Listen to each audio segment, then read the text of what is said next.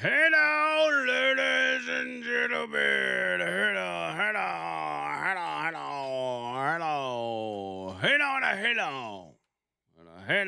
Hello. Welcome to our number 3 of the line, Talk 99.5 and Talk995.com. Noto Roofing bringing you this part of the show, NOTOroofing.com. These are my roofing guys, as you know, and they are offering you a free roof inspection and a complimentary roof tune-up with no strings attached. That's right. You don't have to do anything after that if you don't want to. But if you got problems, and they're going to be straight up with you, they're not going to upsell you or anything like that. They're going to tell you exactly what's going on up there, good or bad.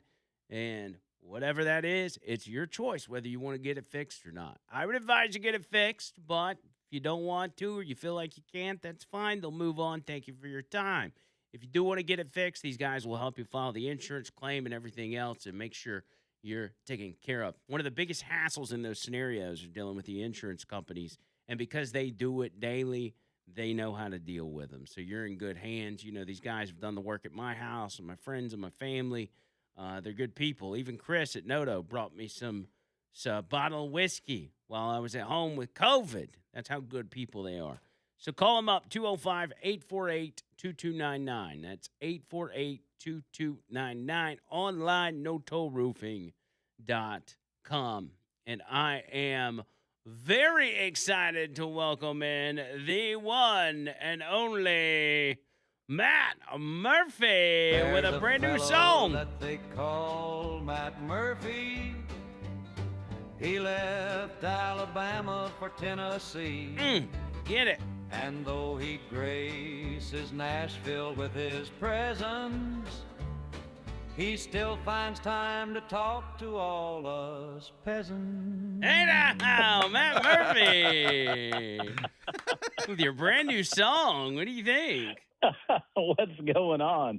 I don't know that I would necessarily refer to the good people of Birmingham, Alabama as peasants, but to each their own. What's going on, fellas? How are y'all? We're just hanging out. I'm recovering from COVID. My wife's currently down with it. I think she's over it. I think she's like, fever free for almost 24 hours and all that. But man, we have felt like crap, dude. I know how most of us feel about COVID. It's kind of like the flu. Maybe it's not even as bad as the flu, but it still can kick your ass and put you down for a few days, Yeah, being sick sucks, man. There's no question about it. I'm sorry to hear that. But you got that nice whiskey. I mean, that's a positive, right? Yes. Yeah? It was Buffalo Trace, to be exact. That's pretty good. See, you get some of that inside of you, and it doesn't really matter how sick you are. You don't care. No, and that was the thing. Trish would always say that at night. Like all this week, my nights would end with whiskey, and she's like, "You seem like you're feeling better." I'm like, "Yeah, well, I will be until I wake up after all of this." Right, and when you wake up, you're sick and hungover. That's right. That's right. But how's things on your end, man? You've had a week. We're doing today. So, on Fridays, we do cover songs for all of our bumpers, and we decided we were going to do all Dolly Parton cover songs, and not people doing Dolly Parton songs, but Dolly Parton doing other people's songs. And there's been a few people in the audience that didn't necessarily like it. They thought it was disrespectful and it didn't sound good. And I'm like, but it's Dolly's music. She's the one that put it out. Like, how could that be disrespectful? Well, look, I mean, she's the one that put out the Rockstar album, right? I mean, that was after she was named to the Rock and Roll Hall of Fame, which, you'll never find a bigger Dolly Parton fan than Matt Murphy. I think I'm well established on that. However, I wasn't really a big fan of her being in the Rock and Roll Hall of Fame because I don't feel like Dolly Parton's really rock and roll. I mean, she's music and she's everything songwriting and she's everything country. And Dolly felt the same way. And Dolly said, initially she started to decline. They talked her into accepting Rock and Roll Hall of Fame, and she said, well, if I'm going to be in Rock and Roll Hall of Fame, I need to do some rock and roll. So she put out that album with a bunch of great covers on it. What are you talking about? Dolly can sing anything, man. Yeah. Spin anything into gold. So she wanted to earn her title in the Rock and Roll Hall of Fame. just shows what kind of person she was. I was reading an article about you a couple days ago, and it was just talking about how great of a show you had on. Was it Wednesday or Tuesday that you did the It, Dolly Parton tribute it show? was. I was the day she passed, so I guess that was Tuesday afternoon. Yeah, we found out about it about 1.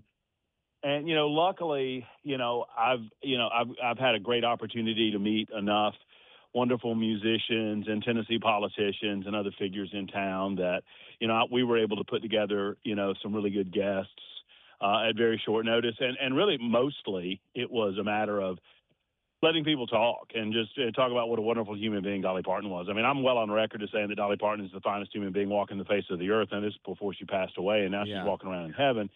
But we were able to. I mean, I think the audience more than anything struck at the heart of what Dolly Parton meant, not just to Tennessee, not just to the United States of America, but really the world. And she's a one-off, right?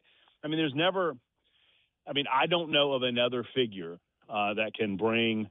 Yeah, the funny thing I saw was somebody noted that Donald Trump and the Democrat Socialist of America tweeted like within 10 minutes of one another about Dolly Parton and how sad they were. Right. Now, if you can bring the socialist and Trump together, I mean, That's you know what wild. I'm saying? I mean, it's wild. And she's just a wonderful presence. And it was all about her level of, she accepted her fame. She knew she was famous. She appreciated the fact that people wanted her to be in their presence. She appreciated the fact that people liked her music and what it meant to others. But she was also the most humble human being you would ever meet. And some of those stories that people told in and around Nashville Tuesday, Andrew, were just amazing. Just little bitty, one lady called and said that she lived near Dolly Parton or in close proximity to Dolly Parton about 15 or 20 years ago. And she said that Dolly made it a habit that if, occasionally 2, 3, 4 times a school year, she would just hang out outside of her home, outside of the gate, next to her car, just to wave at the kids on school buses because she knew how much the kids would get a kick out of seeing Dolly Parton standing outside. Just story after story about that sort of stuff that just shows you what a wonderful light on this earth she truly was. Oh man, and she was. And I think what's been amazing about it is a generation that knew who Dolly Parton was, but didn't really know her or how she never really changed after all this time. Got to see some of those old clips as they flooded social media and stuff, including myself, because Dolly was around well before I was. And so I was seeing a lot of clips for the first time that made me realize, like, dang, man, she was true to herself throughout her entire life. She never let the music industry change her. She never sold her soul to the devil. None of this. She avoided controversy at all costs. And it's just, but speaking of younger generations, I saw one guy tell a story about how when he found out, he was there with his little daughter, who I guess maybe was 5 or 6 or something like that. And he said out loud, "Oh man, Dolly Parton died." And he looked at his daughter, and she had this sad look on her face. And he's like, "Did you know Dolly Parton?" And his little girl said, "I didn't know Dolly Parton, but I know she sent me books." And Yeah. she said she was affected by that because she knew Dolly Parton had given her books to read. And so it affected so many people just across the board. It's crazy. Well, I said the other day, and I've repeated it several times since, that she's the only celebrity that I can think of that it seems to do a disservice. It feels like a disservice just to talk about the things that made her famous. Yeah. So, right. So what made her famous was her incredible ability to sing, her showmanship, her persona, her songwriting. All of those things made her famous. But if we just talked about any one of those things, it would be an incredible testimony to how wonderful a person she was and an entertainer she was. It would be a complete disservice to just talk about that and not talk about the philanthropic efforts the giving spirit. Imagination Library is obviously one of the big ones. And, she was on record as saying that it was the best thing that she did. And it was the best thing that, her father was illiterate for a lot of his life. And he told her that it was the best thing that she ever did, was the Imagination Library, to make sure that kids had the ability to read. But, right. There's large things and then there's smaller things. Like there was a story going around, I don't know if it reached Birmingham, but there was a story going around in Nashville that she went into a school in Sevierville years ago, and she got I think it was the 5th and 6th graders together, and she told everybody to pick a buddy. No, I'm sorry. It was the 7th and 8th grade class. And she told everybody to pick a buddy. And she said, okay, if you and your buddy graduate school, I'm going to give each of you $500. But if one of you don't graduate, nobody gets any money. And I think the dropout rate in Sevierville went from 35% to 6% when she started that program. Wow. So, I mean, it's just, stories like that over and over and over again. I mean, just what a wonderful person. And she clearly understood how to separate her public life with her private life. She had zero interest in you seeing her without a wig on. She had zero interest in you knowing any intimate details about her private life with Carl Dean or her private life at home. I saw an interview with one of her collaborators who was with her for 20 years, said he had been in her house probably, he said, I can't count the number of times I've been inside of Dolly Parton's house. I've not seen her bedroom once. I only met Carl Dean, her husband, once. He said, because there was just a line of separation. She loved the people that she worked with. She loved her fans, but her private life was her own. And she expected that you would respect that too. That is something to be admired. We do our podcast on Tuesdays and Thursdays, so we did one last night, and we made it our Dolly Parton tribute podcast because I was out of pocket Tuesday with COVID. And, we tried our best to honor the life and the legacy and the career and everything, but it ultimately turned into John Bird doing a weather report and fighting with an inflatable dog with his shirt off. So we, John Bird has a way, doesn't he? He really does. He really does. That was my John Bird has a way in the most tender of moments just to F it all up. Doesn't he? It was, I'm Why telling do you think I'm divorced? It was wild. It was wild. He actually named the inflatable dog. It's an inflatable German Shepherd. Mm-hmm. He named her Dolly. Yeah. So. What? Yeah. You named an inflatable dog after the world's princess? What? Well, that was my way of keeping her name alive. And he did it while he had his shirt off. You named her after an inflatable dog? No. Her name's actually Dilly, and he keeps getting that wrong. So it's Dilly the inflatable dog. Oh, we're changing it now. No, we're not changing it. That's what it was. Andrew was just like making fun. I was like, no, the name is Dilly. Just name the inflatable dog Polly Darton. Polly Darton. Oh my gosh, genius! That's Murphy. actually a pretty good dog name. That's not a bad dog name, Polly Darton. Polly Darton. Polly. Yeah. Yeah. That's pretty good. Well, my truck's named Jolene, so there you go. There you go. Yeah. I think John Bird's actually doing that for John Bird Plays the Guitar today. Wow. Fabulous song. And, I always loved the meme of it would be invariably some photo of Dolly Parton. And the phrase would be something along the lines of, considering how awesome this woman looks, anybody ever wonder what Jolene was packing? Yeah, what the hell did Jolene have to look like? That. Should have been a smoke show. Oh, and the backstory of that song. Do y'all know the backstory of the song, Jolene? Yeah, tell us. It was she was in a bank. She went with Carl Dean into a bank. Dolly Parton went into a bank with Carl Dean.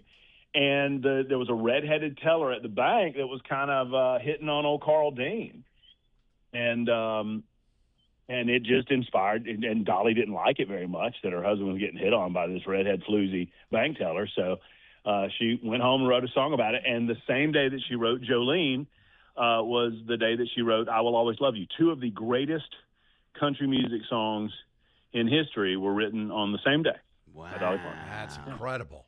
God, she's got so many stories too. There was one we were listening to with where she was talking about they were out in New York and they got kicked out of their hotel because management thought that they were hookers and they were doing tricks in the hotel room. So then they were out on the street, and then some guy kept coming up to Dolly and harassing her because he thought she was a prostitute, and she ended up pulling a gun on him and saying, "Hey, you touch me one more time, I'm going to shoot you with this gun."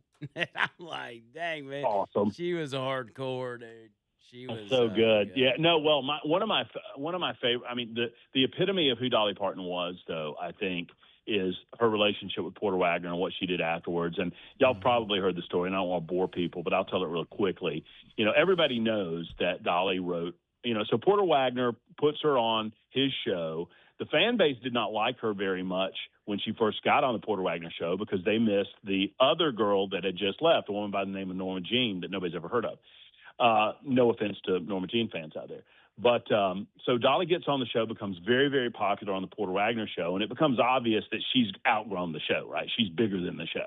And so she writes the song, "I Will Always Love You," as a way to tell Porter Wagner, I've got to go. This is just not going to work out for either of us. We need to move on our separate ways. Well, that's not the end of the story because, you know, everybody thinks, oh, that's so sweet. Porter Wagner cried. He let her go. No, he didn't let her go. He sued her.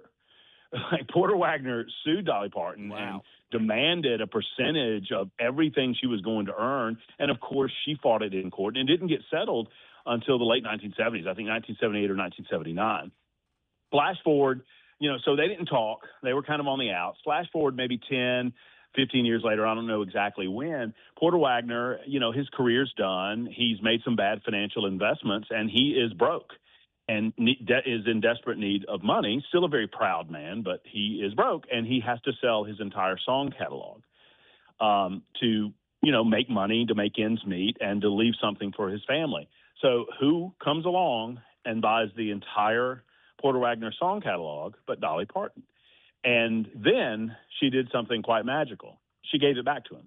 Wow. She bought his entire song catalog and then gifted it back to him so that his family would have something to live on after he was gone. Now that is the epitome of who Dolly Parton was. After the guy tried to railroad her, and she still forgave him and helped him out. Yeah. That's amazing. Pretty good. Pretty dang amazing. Good, brother. And that lineup you had on your show on Tuesday, I was reading in the article some of the people. One was Tim Burchett, which I'm trying to get my second appearance of Tim Burchett on this show, but I hadn't heard anything back. It's been weeks, but you know all the coolest people up there. I mean, you had. Well, we were lucky. We had Ricky Skaggs on. He called us. Wow. You know, Ricky was, you know, it was very cool to talk to us for a little while. We had, we had the governor on. Governor Bill Lee called us and talked about some of his past experiences. A lot of, political figures. The future governor in Tennessee, Marsha Blackburn, called and talked about, Dolly being kind of in a man's world and Marsha coming up through politics kind of being in a man's world too. So it was a good show. People can catch it online if they love Dolly and just want to kind of see how Nashville was remembering her. We're on 997wtn.com.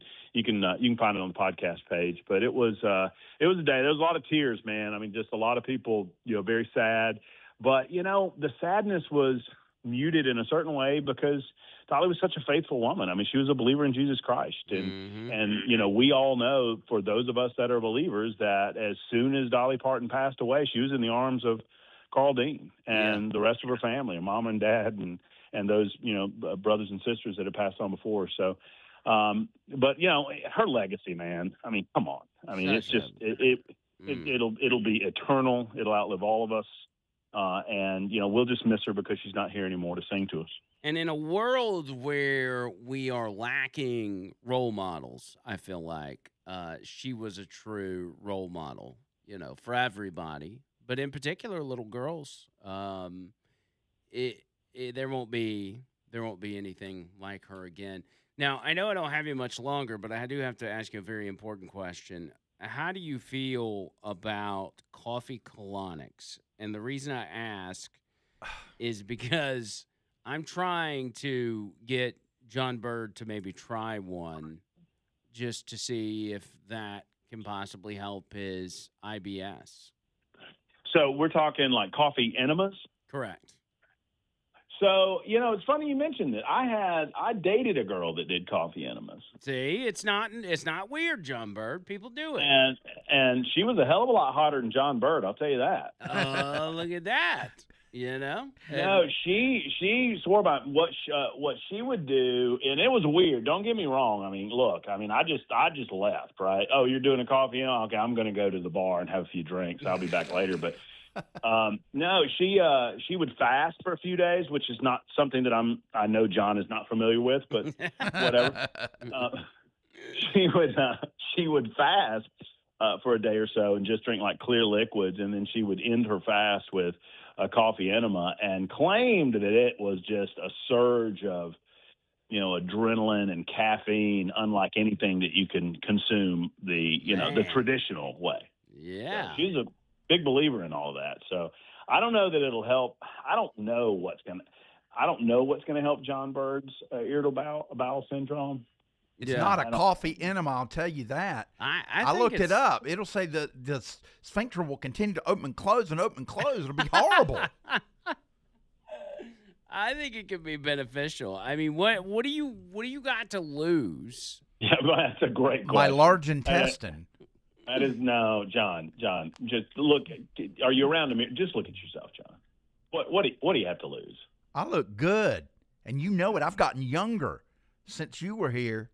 Yeah, you have. I will say this about you. I pick on you a lot, John, but let me tell you something. Since you've started admitting that you're in your mid-60s, you've looked a lot younger. It's a weight off my shoulders. Well, because you look like a really old 50, but you look like a really young 68 or whatever you are. Yeah. 63, and I'll take that. You just have to accept who you are. No, I'm a big fan. Count me in the yes column for John Bird's coffee enema. I do think that you should film it. Oh, absolutely. Oh, my God. Absolutely. We want to do it live on the podcast with a medical professional. But one thing I will tell you from my experience from the years ago where I was dating this girl, hold on, I have to sneeze. Excuse me. Bless you.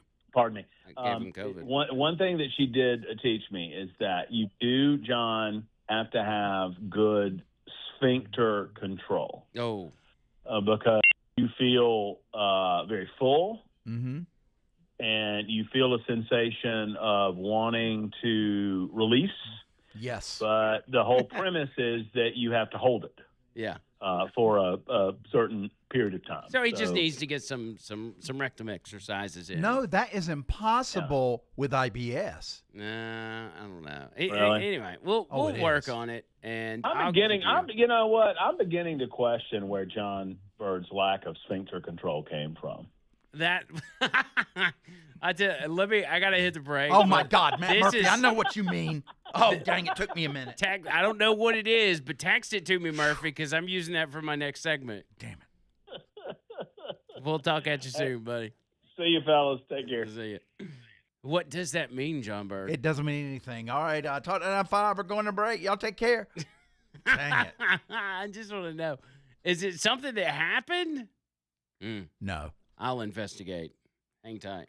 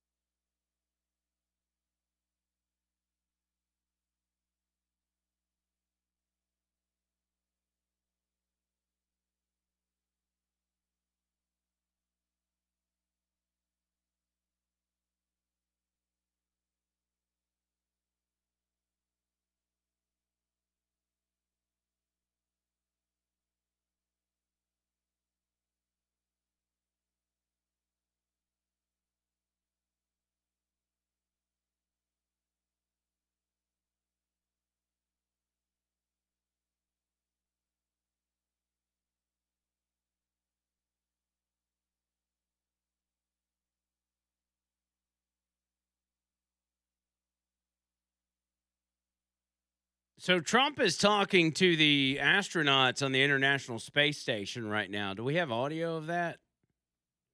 See what he's saying?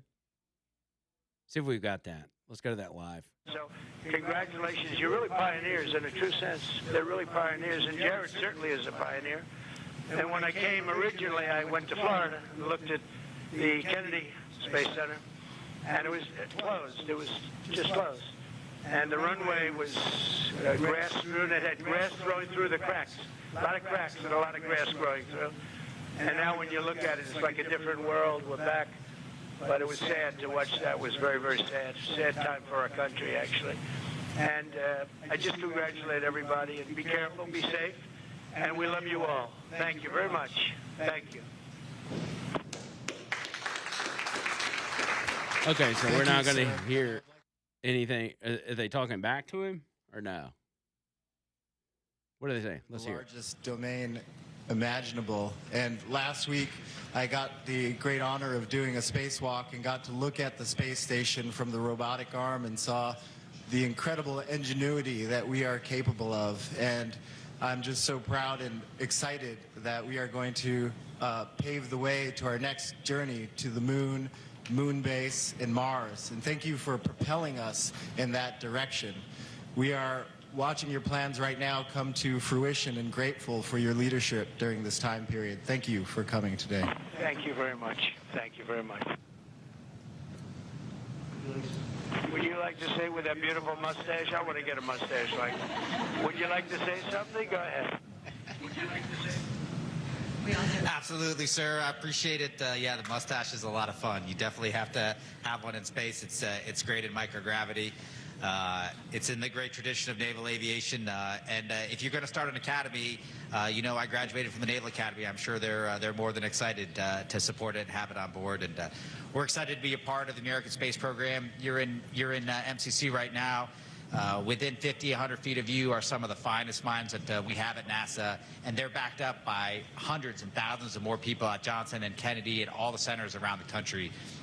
America's leadership in the space program is incredible. We're excited about it. We're excited about going to the future, and our big team down at NASA is ready to execute and get Americans back on the surface of the moon. Well, thank you very much, and we'll all see you when you get back, right? We're going to see them when they get back good and safe, and God bless you all. Thank you very much. Here's what's amazing is we're in the room with Donald Trump, but the astronauts sound better than he does. I know. What was it? I guess we were getting the audio feed from inside the capsule, so that's what they were hearing, Right. and we were hearing them directly. Yeah. Are they still talking to him? What are they saying? Oh, okay. Never mind. We'll move on. But on the text line, by the way, Troy says the best part of waking up is Folgers in your butt. Y'all stop. You're going to kill me. It would kill me. What did Matt Murphy mean by your with the sphincter control? Is there a backstory to that, or is he just making a gay joke? He's just making a gay joke. There is nothing. Are you sure? I'm positive. I'm absolutely positive. There's nothing. What's the story? Other than me having IBS and having such a rough time. I mean, is there a particular, like, traumatic instance that had happened that really sticks out in your mind? Nope. Where you're like, it was, wrong place, wrong time. No, I've been real fortunate with that. I have been able to, most of the time, get home. Most of the time is not all of the time, though. Yeah. I'm just looking for one instance. One instance, there was nothing outside of the home. There was a time when I was, there was a time that I was rushing to get home, and I got home, and I got in the bathroom just in time, but I didn't quite make it to sit on the toilet in time. So I spent an hour cleaning up the bathroom. So that's horrible. But you know what? People go through that. It is. It's a malady that, I accept and I deal with. Well, again, when it comes to coffee enemas, I'm just trying to help. So isn't that right, Bubba Rumble? Oh, sphincter control. Oh. How about that for a song remake, huh? Yeah, that's a good one. You know, if anybody ever would have told me I was going to be calling a radio station to talk about John Bizzle Esquire's behind, I'd have called him crazy, yet here I am. Here you are, man. Life takes you crazy places. Right. Well, first of all, you know, whether it works or not, like coffee enemas are weird, and you know we can discuss the effectiveness of it later. But you know, last I heard, and I think this is kind of a known fact, coffee ain't supposed to go up your hindquarters. You're supposed to drink it, and then it comes out your pee hole. Correct me if I'm wrong. Yeah, I don't know, man. It's 2026. People do different things. Modern medicine changes, you know. You know, this isn't going to end well for Jay Bizzle, no matter what. Yeah. Unintended. Well, unintended, of course. I'm not saying I'm gonna get him to do it. When but I flex my mighty muscles, you better watch out.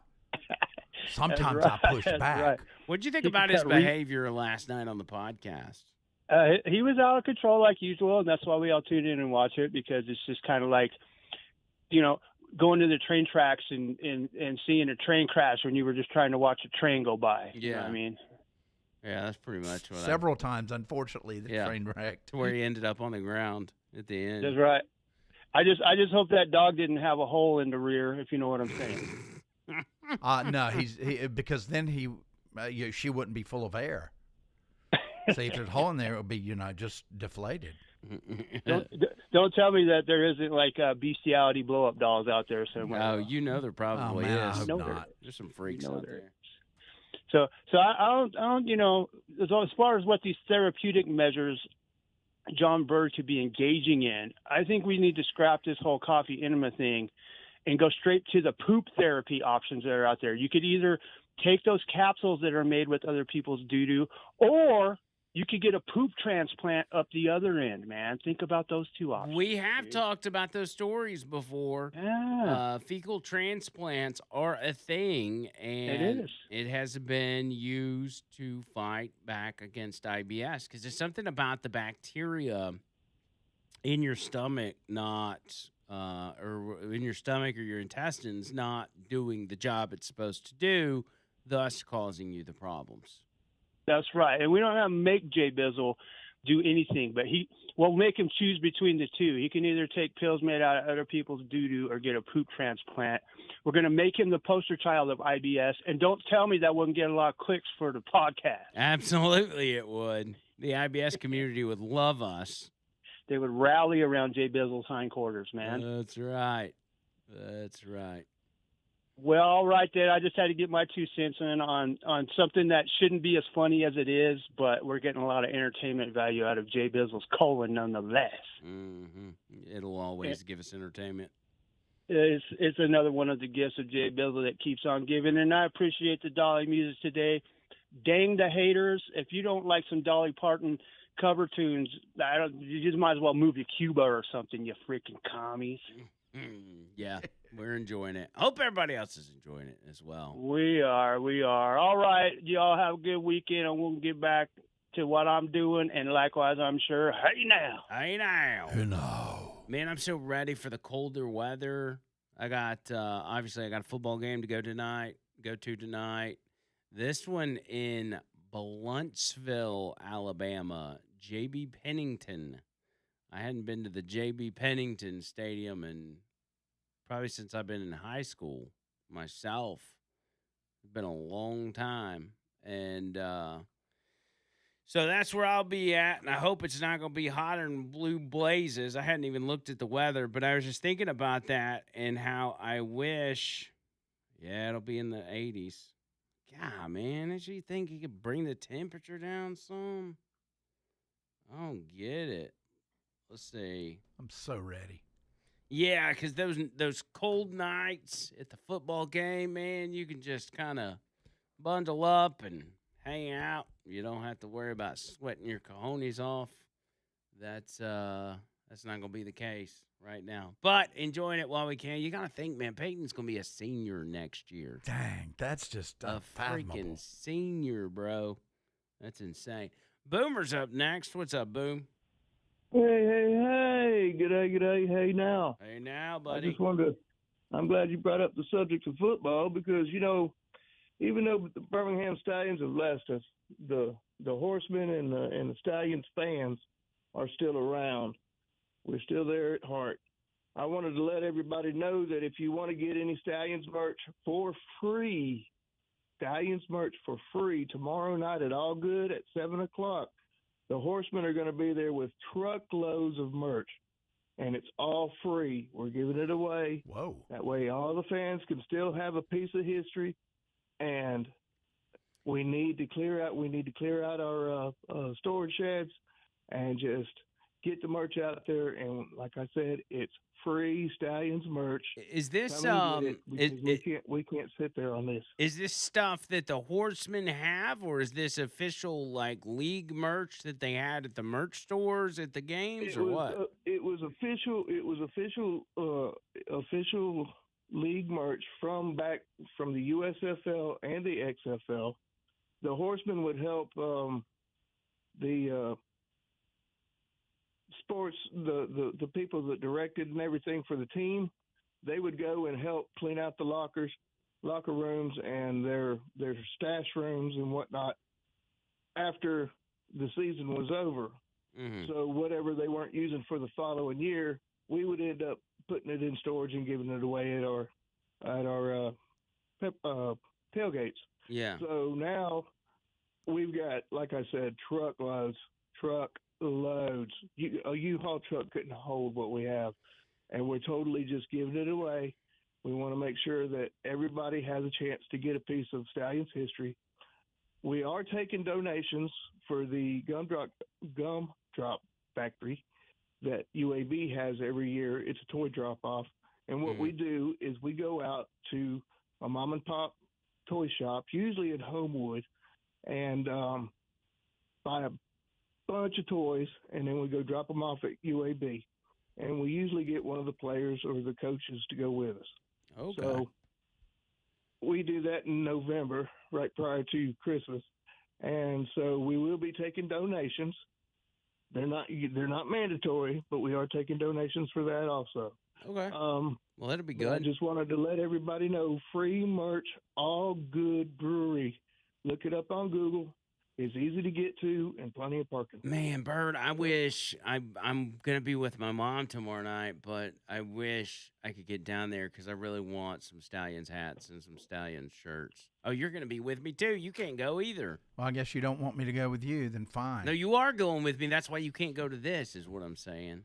Boomer, if you think about it and you come across I've already got you on my mind. I've got 2 X's.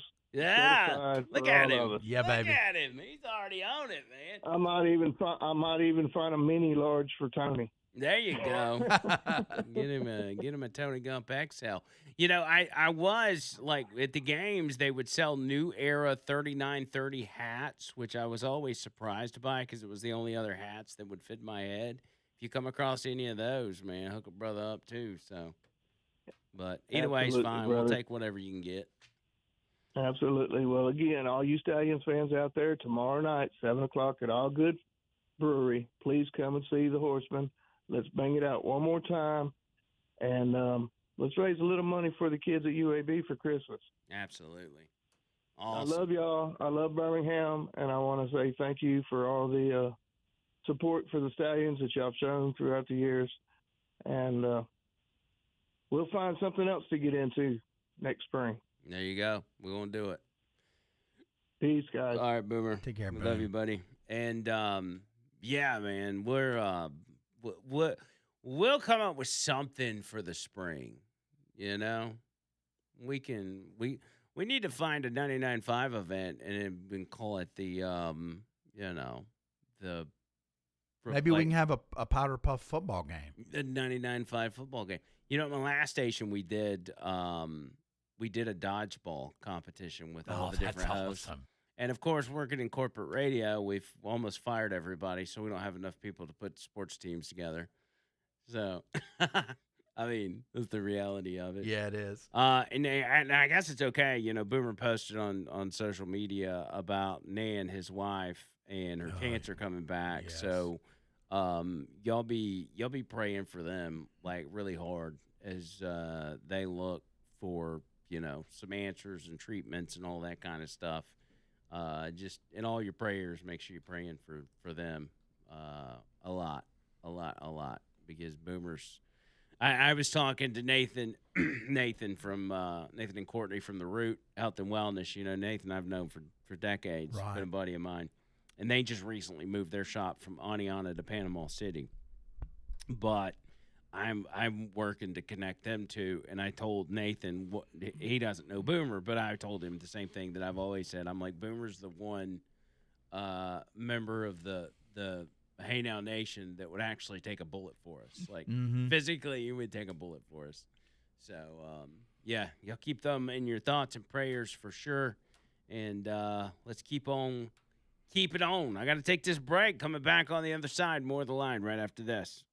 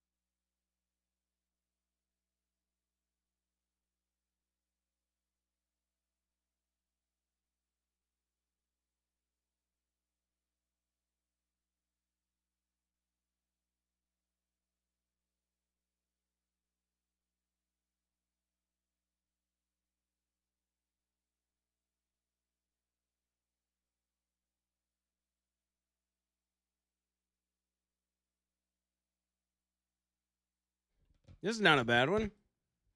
Yeah, it's Peter Frampton, song from Frampton Comes Alive. He's singing with her on it. How about that? Yeah. How about that? And you're about to get John Bird Plays the Guitar? Yep. Oh, man, what a day. Yeah, I'm looking forward to it. I didn't really put my complete spin on it, but I'm looking forward to singing it. You did put your spin on it with O'Gene. Yes, I did with O'Gene. We're now best friends. O'Gene. We need to reach out to him, see how he's doing. Yeah. See if he remembers you. You hadn't talked to him in a long time. Oh, he does. We're buddies. Man, if y'all are interested in seeing the video of he's shaking his head no. If you are interested in seeing the video that prompted that, where John Bird met Gene Lasker for the first time when we were in Tampa, I've got it. All you got to do is text me, and I'll send you the link for it. Yeah, it was so good.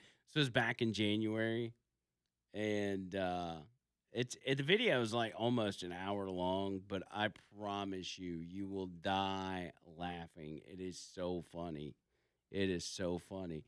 I'm gonna pull the link right now on the text line. So if y'all text in and you want the link, I will I'll send it to you. Let me see if I can make sure I can find it. It's not going to be from our channel, but it'll get the job done. You'll know. Well, what would that have been? What is January? Is it 5 months ago, 6 months ago? 7 months ago. Almost 8. 7 months ago. Oh, yeah. Oh, that wouldn't have been when it came out, though. That's when it happened. I'll find it. Oh, there it is. Yeah. Gene Lasker meets John Bird, and it gets, and it gets uncomfortable is the title. It got uncomfortable, all right. Oh, that was so good. That was one of my favorite moments of that whole trip. 205-545-9950. We're going to hit this break right there and then come on back and get y'all hooked up with a little JB Plays the Guitar. Get your feedback. You be the judge. What are we doing for next week's JB Plays the Guitar? I've got feelers out there. I've sent out something for people to vote on. I'm going to take the ones that did it last time, and I'm going to get ones for this time, so you got plenty of choices. Because you remember, because you picked a Dolly one I was supposed to pick next week, but I guess we threw that away. Oh, if you want to do it by yourself, yeah. That's fine. I don't care. All right, hour number 4 coming up next.